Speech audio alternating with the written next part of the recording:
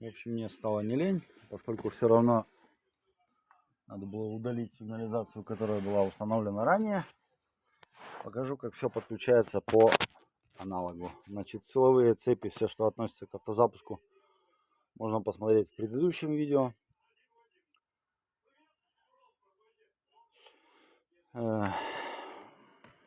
Здесь у нас, получается, за бардачком с правой стороны висит блок BCM, на котором выполняются основные подключения.